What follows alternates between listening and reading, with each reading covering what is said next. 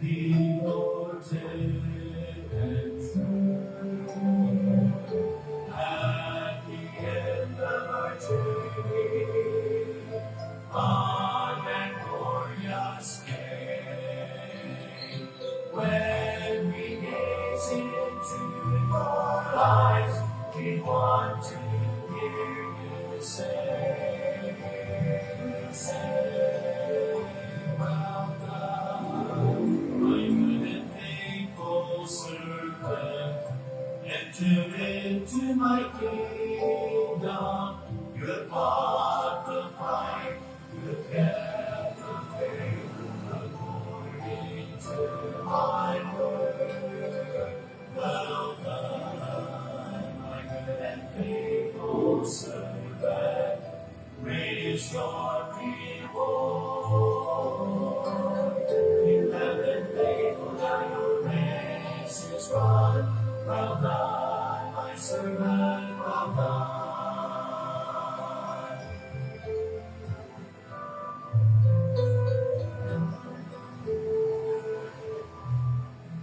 For I was hungry and you fed me, thirsty and you gave me drink.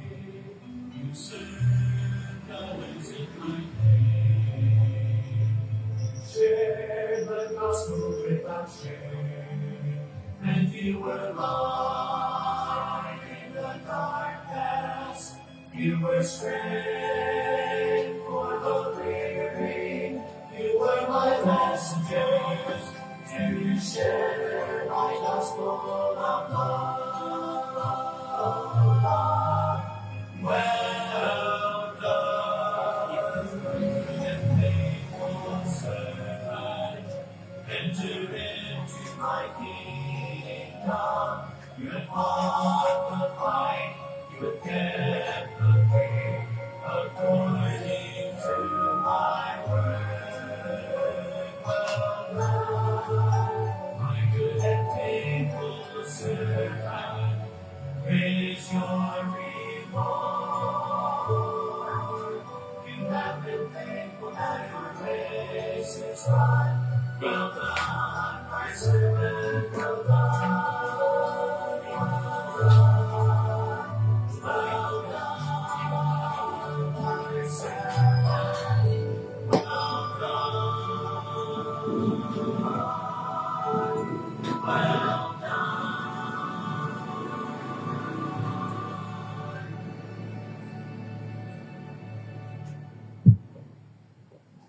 Isang mapagpalang umaga po sa bawat isa sa atin. Amen. Purihin ng Diyos sa isa na naman pong linggo na lumipas, kanyang katapatan, kabutihan, at patuloy na pagkakalaw sa atin ng kanyang. Yan. Siya ay karapat-dapat natin na sambahin. Balik natin ang lahat ng ating mga makakaya para sa kanyang kapurihan. Magsimula po tayo sa panalangin. Dakilang Diyos, kami po lumalapit sa yung trono ng awa at iyan. Sa umaga po na ito, na aming mga puso ay nagagalak dahil ikaw po ang siyang Diyos na nagkakaloob ng lahat. Ikaw po ay sapat sa lahat ng aming mga pangailangan sa bawat araw o Diyos. Dalangin po namin sa oras na ito.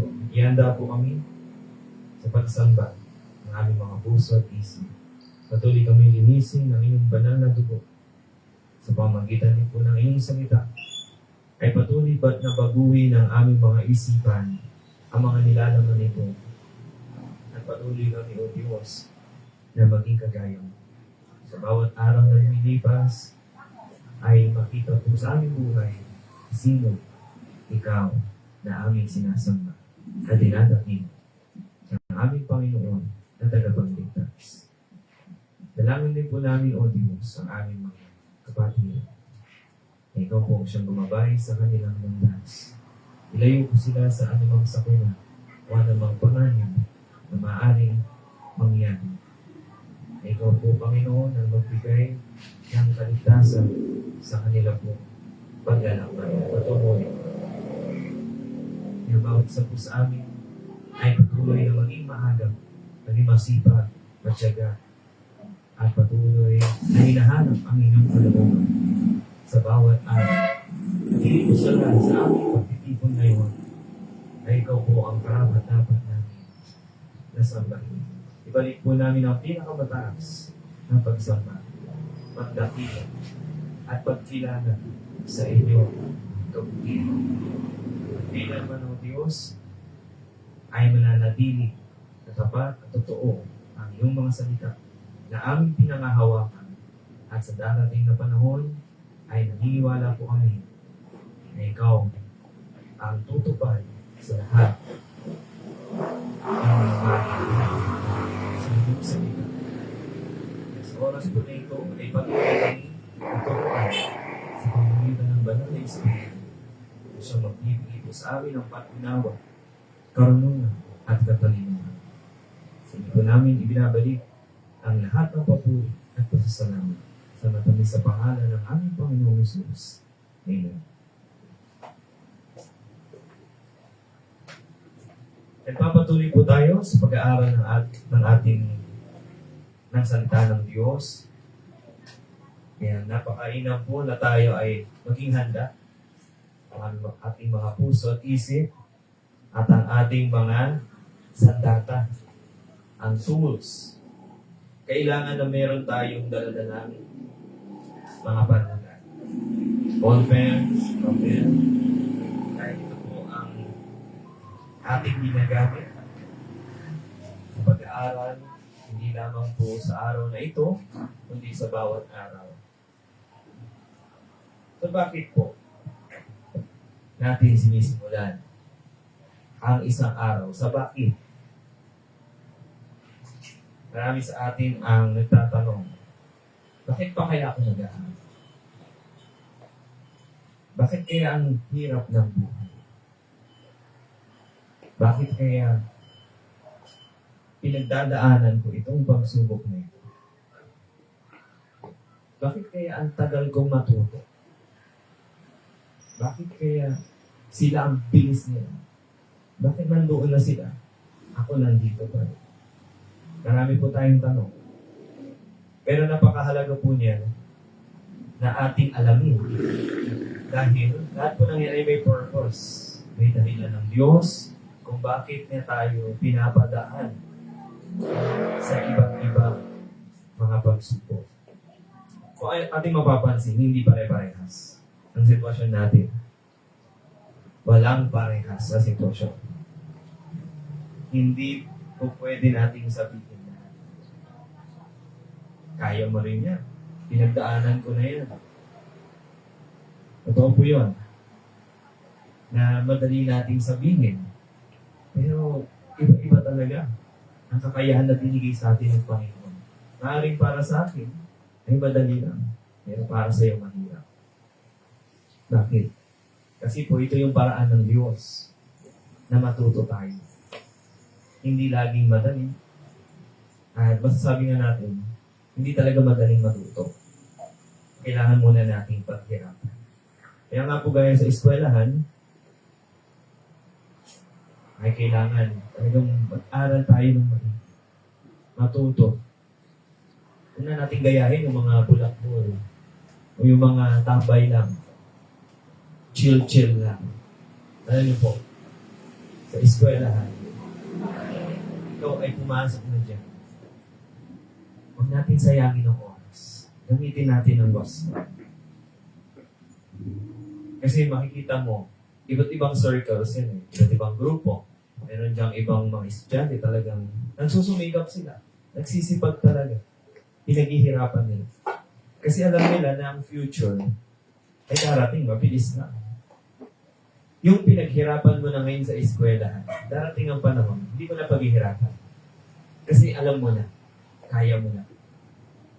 Lalo sa college, kung kayo'y nangangarap po na magtapos at maging isang professional, o ikaw ay nangangarap na magsimula ng business, iba-iba. Pero ang purpose ng Panginoon sa pag-aaral natin ngayon, sa spiritual na aspect, ito yung pinakamahalaga. Na tayo ay matagpuan niyang masipag. tanungin natin ang ating mga sarili. Masipag na kaya ako?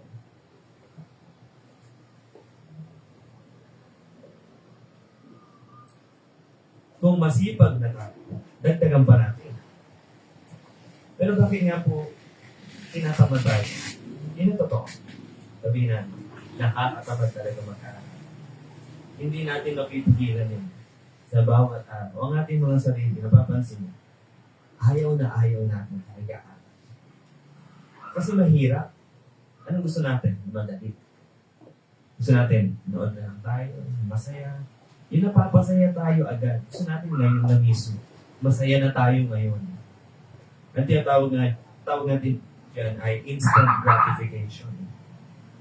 Kaya lamang po, ano yung problema? Dahil gusto natin agad masaya tayo. Meron tayong nakakalimutan na hindi pala yun yung mahalaga sa oras na yun. Ang mapapansin niyo po na yung paghirapan muna natin ngayon at ang dulo nito, ito pala yung mas maging hawa. Kasi sa salita ng Diyos, kung ngayon ay pinag-aaralan natin ito, sineseryoso natin ito sa bawat araw. Darating ang mga mas mahihirap na sitwasyon sa buhay natin. Hindi ko sasabihin na hindi ka na mahihirapan, kundi alam mo at kaya mong magdesisyon ng tama. Mas magiging marunong po tayo. Kasi ang salita ng Diyos, nakasulat na dito lahat ng ating kailangan malaman. Ginagabayan tayo ng Holy Spirit. Kaya hindi tayo tutulad sa mga pangiti-ngiti lang sa social media. Ito kasi ito, pinalikan lang natin yung nakaraan natin slide. Pero iniiba lang natin yung approach. Kasi bakit? Yung social media, punong-puno ng kasinungalingan. Hindi ko sinatila lahat. Pero karamihan na mapapansin ko, social media. Karamihan ng mga postings na yun ay malayo sa katotohanan. Bakit? Kasi ang realidad ay ito. Yung ginagalawa natin, yung taong nakakausap natin, na kahit anong pilit ng tao maging masaya, hindi sapat ang social media para pasayahin tayo. Aminin natin ang katotohanan. At kapag tayo bumalik po sa salita ng Diyos, ito, mapapansin natin, merong kakaiba, may mas malalim na hinuhugot. May mahuhugot tayo na karunungan. Mas malalim pa sa balong. At masasabi nga po natin, talaga nag-uumapaw ang pagpapala pag ang salita ng Diyos ay ating inuuna. Kaya nga po yung iba, lalo na sa business, masaya sila kapag kayong deals, close na yan. Million, billion, parang project o yung flood control project. Masaya sila. Kasi bakit? Kasi nabang na sila. Kaya lamang po, nakakalungkot, maraming nag-suffer ng mga kababayan natin. Ano naman ang relation niyan sa Word of God? Ano yung pong Word of God? May business sa buhay natin. Ito ay business ng salita. Ang Diyos ay ginagamit niya ang salita niya. At meron siyang business sa buhay ng bawat isa sa atin. Meron siyang ginagawa. Na ito lang yung business na pag ikaw ay nag-invest ng oras, hindi masasayang. Never. Bakit? Kasi nga po, sinasabi nga ng salita ng Diyos, lahat ay lilipas, kukupas. Pero ang salita niya ay mananatili magpakailanman. Kaya nga po, ang mga empleyado ngayon, mapapansin natin. When they're giving their best, nagtatrabaho para pero na pera. Pero hindi yan yung purpose ng buhay. Hindi rin party. Masaya yan, pero panandalian lamang po. Yung iba sa atin nangangarap na lumipad, mag-visit naman sa Switzerland, Australia, o sa Harbin, China. Russia, or Europe. Europe countries.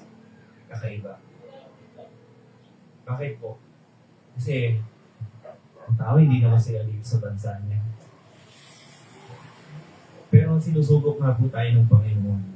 Kung nakikita natin yung sitwasyon sa ibang bansa, tulad lang sa Netherlands or sa Sweden, napakababa ng employment rate.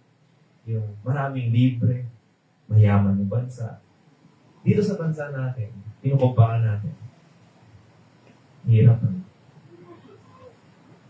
Mababa sweldo. Eh, marami tayong reklamo. Isang ang pinakamadalas nating reklamo, mainit, lalo na sa kabataan. Pero totoo po niya, sinusubok tayo ng Panginoon. Ang purpose niya ay lalo tayong matuto doon sa specific na ugali natin. Na tayo ay mas lalong maging mapagpasalamat. Yung contentment po natin. And I'm praying. Ano yung pag-pray natin ng bawat isa? This is alarming. Kung ma-observahan niyo po, sa loob ng bahay, sa school, ito na yung reality. Totoo yan. Pero meron bang pwedeng mangyari? Pwede bang may magbago? Kaya ba? Kasi ang Word of God po, naniniwala, hindi sapat na ating inaalam na. Kung walang change sa buhay natin, examine ourselves. Hindi sapat na tayo ay nalalaman lang natin, nadadagdagan lang tayo. Na kailangan po ng pagbabago. Kaya sabi nga ng Romans chapter 12 na tayo ay magbago ng ating mga isipan. Patuloy na binabago. Hindi na tayo nakikiayon sa salita sa mundong ito. Kasi ito yung sistema ng mundo. Ganito ang deception ni Satan. Yung pandaraya niya. Kaya okay lang na tayo, alam niyo kung minsan. Mawawala na tayo. Kasi ang tao natatakot siya na hindi niya na alam ano yung trend. Sana wala tayong ganitong fear. Kundi tayo ay confident. Okay lang kahit hindi natin alam yung latest. Alam niyo kung anong mahalaga po. Alam mo na ang Panginoon, anytime magbabalik siya. Kaya tayo masipag, nag-aaral ng salita niya, at nangangaral tayo. Nagtuturo tayo. At kung haalamin natin ang trend, ito po ang mahalaga. Gagamitin natin ang trend na yan to connect. Use that as an example. Ganun ang education sa amin, mga teachers. Ginagamit namin ang mga latest, yung mga trends na yan, para ito ay gamitin examples to connect with students. Pero ang Word of God, hindi kailangan na maging relevant. Kasi eternal po ito. Hindi kailangan na ito'y magbago para sa ano yung gusto ng tao. Yung kultura. Ang salita ng Diyos, ito yung magbabago sa atin. Sa ugali natin. Sa kaisipan natin. Kaya ngayon, kapag ikaw yung magtuturo, gagamitin mo lang yan. Yung trend, example yan. And i-redirect ang iyong kausap sa sinasabi ng Bible. Kaya ang papansin niyo po itong mga monghe. Masaya pa rin sila. Kaya na parang wala na sila sa modern. Napakasimple ng pamumuhay nila. So for us to live profitably, maging masaya tayo, at maging mabunga ang ating buhay Kristiyano, kailangan alam po natin ano ang ating purpose. To live is Christ, and to die is gain. So gaano karami? Oras, bawasan po natin. Huwag nating dagdagan. Dagdagan natin ang oras sa salita ng Diyos. Let's challenge ourselves. Kaya ko to. By the will of God. By the grace of God. Huwag na tayo makiisa sa dumadagdag sa porsyento ng mga Pilipino. Tayo po yata ang tinagurian most active sa social media. Halos parang every minute ang mga Pilipino, they update their status. Andito ako, ito yung iniinom kong iced coffee. Ito yung kasama ko ngayon with my friends. Gala kami, dito kami now. Pero mapapansin niyo po ang tao, they're not updated sa Word of God. Hindi na nila nalalaman na ang Panginoon anytime magbabalik siya. Napakabilis ng panahon, tumatanda tayo. And hindi na natin namamalayan. Oras na pa na natin. Halis na pala tayo. Nakakalungkot po na yung ating mga kaibigan, hindi natin nadala sa Panginoon. Instead na maging kalungkutan natin yun, ngayon ay kailangan natin ang pagbabago. Pag-pray natin ang bawat isa. So let's skip this. So challenge natin ang ating mga sarili. How many hours? Kung hindi hours, minutes. Start tayo. Consistently. 20 minutes of Bible reading and 20 minutes reflection or Bible study. Laliman natin. Hindi sapat na pinabasa natin ang Bible. Hindi sapat na memorize mo ang scriptures. Kailangan po ay aralin natin. Study. Alam mo yung meaning, alam mo kung paano ito, nauunawaan mo talaga sa iyong puso. Alam mo kung ano yung impact nito, yung pagbabago. What changes sa behavior? At lalo kung mas nakikilala ang ating Panginoong Jesus. Skip na po natin yan. Kaya nga po bigyang diin ko, hindi ito problema. Don't look at it as a problem. Let's change your perspective. Hindi problema ang phone. Ang may problema, ang may gumamit. Ang puso natin. Ang ganda, di ba? O, tingnan natin kung alam yung mga brands. Ano ito? Samsung? Anong Samsung? S25 Ultra. Next. Google Pixel 9 na yata or 10? Ito. 16. Pero may 17 na. Napapansin po, napakabilis ng upgrade. Sobrang bilis. Kailangan ba makisabay tayo sa upgrades? Kailangan ba? Kasi ito yung sistema ng mundo. Kailangan ganito, meron ka na ng latest. Kasi ito na eh. Pero totoo po, hindi natin kailangan. Ano yung kailangan natin? We always check our hearts. Check your heart. Ano ang tibok ng puso natin sa bawat ano? Sino? Mas lalo ba tayong nagiging malapit sa Panginoon? Sa Kanyang salita? Kasi when you read the Word of God, paulit-ulit. Sa Deuteronomy, paulit-ulit. Bago kayo pumunta sa Promised Land. Ito na yung mga paalala. Ito yung laws. Kasi baka makalimutan nyo. Sa bawat araw, ganun din nangyayari sa atin. Huwag natin kalimutan. Pero nangyayari. Pinakalimutan natin. Right after this. Pwede mangyari. Nakalimutan na natin ang gabing pinag-aralan natin. That's why we must recall. Active recall. Active natin na binabalikan. Ano yung pinag-aralan natin? Ano po yung Word of God? Anong sabi ng mga verses? Kasi nakakalimot tayo. Ang brain natin, nakadesign niya to forget. Kasi pag hindi tayo nag-forget, wala tayong kinakalimutan, napupuno. Tinatapon ng brain natin yung hindi mahalagang information. Lalo na yung mga, talagang basura. Merong detox ang brain natin. Ganyan sa science. And sa Word of God, ganyan ang ginagawa ng Word of God naman sa ating isip. Nililinis, binabago, para magkaroon ito ng maka-Diyos, holy, pure words. At para pag tayo ay lumabas, o tayo nasa loob ng bahay, nag-iisip tayo ng tama. At lalo na pag-expose na po tayo sa screens, mapapansin mo. Diba?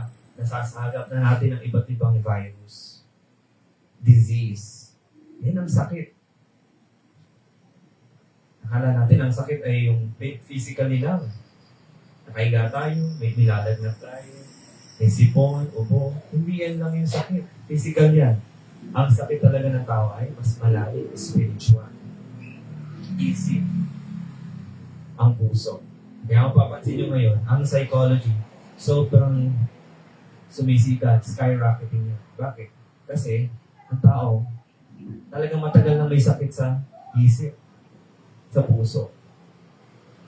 Kasi po, ang root cause ng problem ay ang pusong lumalaban sa Diyos. Ang pusong ayaw sa Diyos. Rebelde. Hindi talaga susunod yan sa Panginoon. Kaya maliban na lamang pong ipanganak na muli. Yan sabi ng Bible, paulit-ulit natin maririnig. Maliban ikaw ay ipanganak na muli, hindi mo makikita ang kaharian ng Diyos. Maliban na ikaw ay ipanganak na muli, hindi magbabago ang puso mo. Ang isip mo, hindi rin magbabago. Ngayon, kung ikaw ay pinanganak na muli, ano po ang sabi ng sa Romans, ulit-ulit, sa chapter 6, grace, hindi ka na mabuhay sa kasalanan. Chapter 7 naman, pag nabasa natin yun, may strive, nag-aaway ang flesh. Nagagawa natin yung kasalanan na hindi natin gusto. Chapter 8, may motivation sa atin. Na ano po, wala nang condemnation. Hindi na tayo mapapahama. Kaya mapapansin niyo po, ang Word of God, pag paulit-ulit natin inaaral at ina-apply natin, tumitibay tayo, ang ating mga puso ay, kung sabi ng Psalm 51:10, patuloy na malinis ang puso.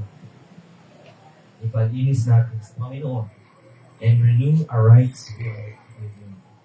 Kaya mga kapatid, napakahalaga po na tayo ay aware sa ating time.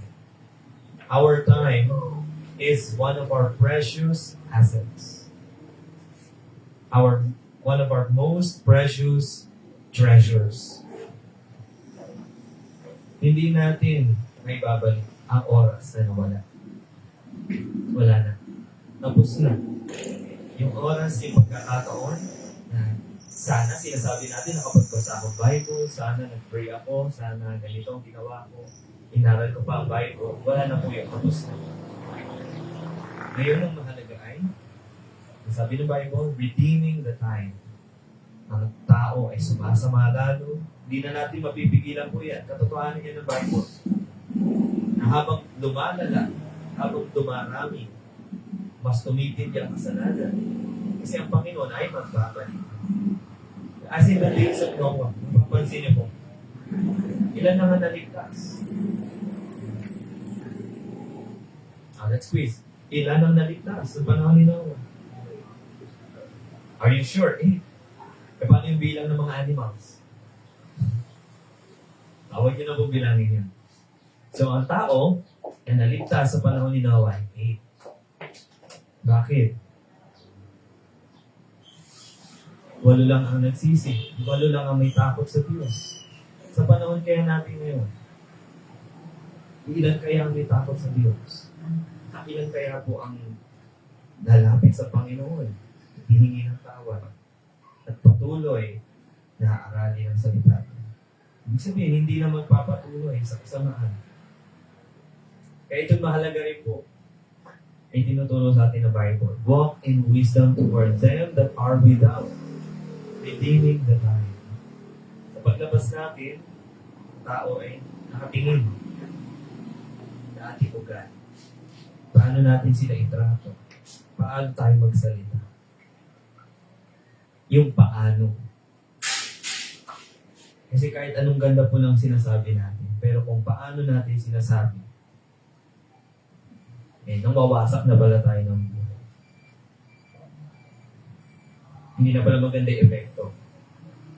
Mabuti yung intention natin, maganda yung mga sinasabi natin, pero paano natin sinabi, ay para tayo nag-demolish ng bahay. Sinira na. Kasi lahat po yun mahalaga. Ang sabi ng Word of God, ay speaking the truth with love. ito ang powerful ingredient. Kapag tayo nagsasalita, there is love. Dapat. Kasi kung walang love, ano yan? Pwedeng hate, pwedeng fear, pwedeng anumang emotion yan. Ang nandyan sa sinasabi natin. Tandaan po natin, our words, meron diyang emotions. May sinasabi, merong meaning yan. Hindi lang ito sa alam natin, kundi talagang nararamdaman natin yung sinasabi. And also, he said, let us set our affection on things above. Colossians 3:2. Things above. Spiritual things. The kingdom of God. Souls. Ang Word of God. Bible study. Worship. Singing for the Lord. Praises. Wala nang bago. Lagi po nating paalalahanan ng ating sarili. Ang mga mata ko, saan ang tingin ng mata natin? Hindi sa mga bagay sa sanlibutan. Napupulag tayo dyan. Ibig sabihin, hindi natin mamahalin ang sanlibutan. Yan po sabi ng 1 John chapter 5 or 1 John chapter 2 verse 15. Love not the world. Kaya instead na ang self ang nasa gitna, mali po ito. Ito yung paraan ng mundo. Nasa gitna si self. Masyadong emphasize si self. Laging sarili. Kaya ano po ang nangyari? Hindi nila kayang mahalin ang Diyos ng totoo. Kasi ang sarili ang laging what makes me feel good, ano yung nagpapasaya sa akin, ano yung gusto ko, yan. Pero ang kailangan po talaga natin is Christ. Ano yung Word of God? Talagang masakit ito. Katotohanan po ito. Dahil tayo ay masuwayin. Matigas ang ulo. Kaya ang salita ng Diyos, tinutuwid po tayo sa mga mali natin. Kaya si Christ, siya ang head. Siya ang leader natin. Siya ang Lord. Siya ang masusunod. Sumusunod lang ang mga ibang bagay. Kaya masasagot natin, do we walk with Christ daily? Do we love Him more than this world? Masasagot natin yan. At lagi, mas madalas ba, pinag-uusapan natin ang Panginoong Jesus? More of Christ. More of His Word. Less of ourselves. Less. Bawasan natin. At patuloy na pabawas ng pabawas. Kasi never natin kayang perfectly na masusunod ang Bible. Never yan. But I strongly believe na kaya natin more. Yun ang kaya. Yes. Yes, ang pagsuway natin. To love the Word, to hate the worldliness, nagkaroon tayo ng godly sorrow, nalulungkot pa ba tayo? Tayo nagkakasala. Yung pagsuway natin. Tandaan niyo po, huwag natin minamalit ang kasalanan. Lahat ng maliit ay lumalaki. Kaya si Jacob, makita niyo po, lumaki na si Jacob. Mga maliliit na bagay, lumalaki. Lumalaki ang problema. Huwag natin palakingin. Ilapit po natin agad sa Panginoon. Iyak natin.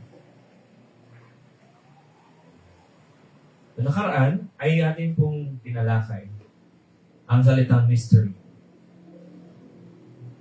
So what is mystery? Secret. Hindi natin maunawaan. That is a mystery. Maraming tanong sa ating isip. In the Old Testament, marami nga pong mga bagay, mga hula, mystery sa kanila. Hindi nila makita. But they continue to believe that the Lord Jesus Christ will come in the flesh. Ano po ang sumisimbolo sa kamatayan ng Panginoon? We have the Lamb. And alam, pag ito'y pinapatay, hinahandog nila, it pictures the Lord Jesus Christ. At marami pa pong iba. So ating sumilip tayo ng mga ilang verses. You may also write these verses. Hindi natin mabubuksan po lahat.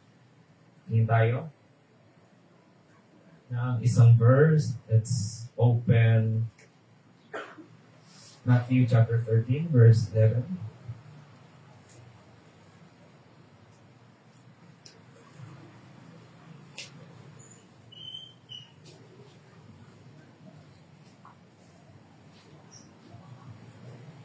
He answered and said unto them, Because it is given unto you to know the mysteries of the kingdom of heaven, but to them it is not given.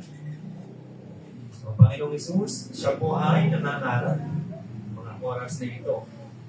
At kanino niya po ipinalam ang mga misteryo ng kaharian niya? Sa mga disciples. Silang nakakaalam. Dahil ang mga disciples ng Panginoon, sila yung trustworthy, pinili sila ng Panginoon, sila yung magdadala ng mga aral ng Panginoon. Pinaalam sa kanila, at upang itong mga aral na ito, malalaman pa lamang po na, chapter 13 ito eh. Makikita nila, matutupad kung ano yung hula in the Old Testament. At si Jesus Christ ay kinakailangan nga po na mamatay sa krus, ilibing at mabuhay ng muli. It was a mystery, yung mga oras na ito. Hindi nila maunawaan lahat. Pero ang Panginoong Hesus ay pinapaliwanag ng maigit. Kasama nga po dyan sa mystery ay ang paghihiwalay. Ihihiwalay ng Diyos ang mga anak niya, gaya nga po yun sa isang field. Merong mga damo, aalisin niya, ano mangyayari sa damo? Susunugin. Nakita niyo po, ito yung picture. Ito yung reality ngayon. Yung mga pananim, aanihin, ay pag inani na po, saka palang hihiwalay ang damo. So ito po yung tumutukoy sa ano po, yung mga mamamatay, mga tao, kasi pag-aani po yun in the last days. So makita po natin dito, the truth of the church regarding Gentiles and Jews being brought into a new spiritual body through Christ. Ano po yung mystery niya? So in the Old Testament nga po, revealed, hindi pa revealed, mystery. Pero ito yung revealed na sa New Testament. Na ang mga totoong anak ng Diyos ay kasama sa katawan ni Kristo. And the temple, napakahalaga po ng temple. Ano po nangyari? Sa Old Testament, ito yung makapal na kortina. Merong makapal na kortina sa templo. At anong nangyari? Tinatakpan nila ito ang presence si God, pero ang Panginoong Hesus, siya ay namatay, napunit po yan. Lumindol po, napunit. Ano po ibig sabihin nito? Revealed. Na ang mga tao ay pwede nang lumapit sa Diyos. Purihin ng Diyos. Kasi po, dahil sa Panginoong Hesus, pwede nang lumapit sa Diyos, sa Ama. Kasi siya ang daan. Wala na pong iba. Ginagamit niya ang mga pastor, preachers, pinapangaral lamang po. Pero ang laging bida, hindi ang religion natin, hindi ang Baptist. Papansin niyo po, ito sa atin, dinidiin natin na hindi tayong nagliligtas. Ang nagliligtas ay ang ating Panginoong Jesucristo. Dahil siya lamang, wala na po iba. Nakasulat na ito from the Old Testament. Ito sa New Testament, nababasa natin. Now, let's proceed to election. So, ito election po na ito ay tingnan natin ang word. So, meron election na kailangan bumoto ka, bilang isang botante, Pipili ka ng iyong kandidato. Ito naman pong elect, sa Word of God, ano po yung tinuturo sa atin? From the Greek word electos. Ano po ibig sabihin? Chosen, selected, favored. Ang Word of God po yung tinuturo sa atin, we have 4 things.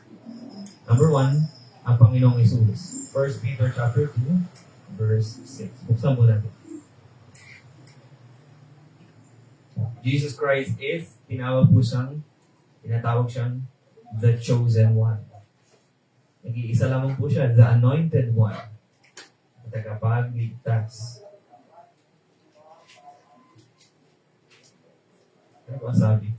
1 Peter chapter 2, verse 6. Therefore also it is contained in the scripture, Behold, I lay in Zion a chief cornerstone, elect, precious, and he that believeth on him shall not be confounded. Pinakita po sa atin. Sino si Jesus Christ? Our chief cornerstone, our also foundation, elect, the chosen one, he is also precious.